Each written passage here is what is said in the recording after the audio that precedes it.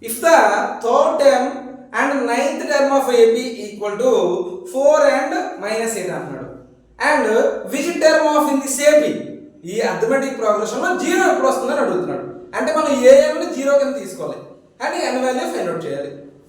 So దానికన్నా ముందు so A3 equal ఎంత అన్నానా 4 అన్నాడు, అండ్ A9 ఈక్వల్ ఎంత అన్నానా -8 అన్నాడు. సో A3 అంటే ఏంటి, A plus 2D 2D equal to 4 and A plus 8D equal to -8. So ఇందులో నుంచి దీన్ని సబ్ట్రాక్ట్ చేద్దాం. అంటే A plus 8D equal to -8 and A plus 2D equal to 4 నాన్న. ఇది -8 నాన్న. యా సబ్ట్రాక్ట్ చేస్తాం కదా, దీనికి మైనస్ దీనికి మైనస్ దీనికి మైనస్ పెట్టాలి. -a ప్లస్ a కట్ అయిపోతే 8 - 2 ఎంత నాన్న 6D. 6D ఈక్వల్ టు -8 -4 -12 నాన్న. 6 1s 6 2s రా, అంటే D ఈక్వల్ టు -2 నాన్న.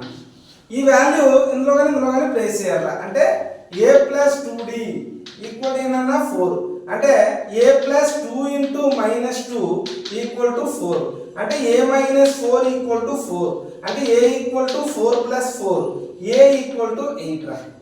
సో ఏ వాల్యూ తెలుసు, డి వాల్యూ తెలుసు. మనకి ఏంటో ఉన్నాడు విచ్ టర్మ్, ఏ టర్మ్ అంటే 0 అవుతుంది. అంటే an equal to 0 అనుకుందాంరా. an equal to 0 అనుకుంటే n ఈక్వల్ టు ఎంత అని అడుగుతున్నాడు, అంతే కదా. సో an కి ఫార్ములా ఏంటన్నా, so a plus n minus 1 into d నాన్న. So 0 equal to A value ఎంత 8 plus n minus 1 into d నాన్న. d అంటే -2 నాన్న.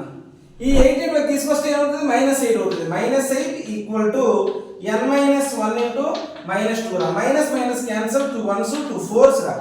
అంటే n minus 1 equal to 4, n equal to 4 plus 1, అంటే n ఈక్వల్ టు ఎంత 5 రా. సో ఎన్నో టర్మ్ అన్నా ఫిఫ్త్ టర్మ్ అనేది 0 అవుతుంది అన్నమాట.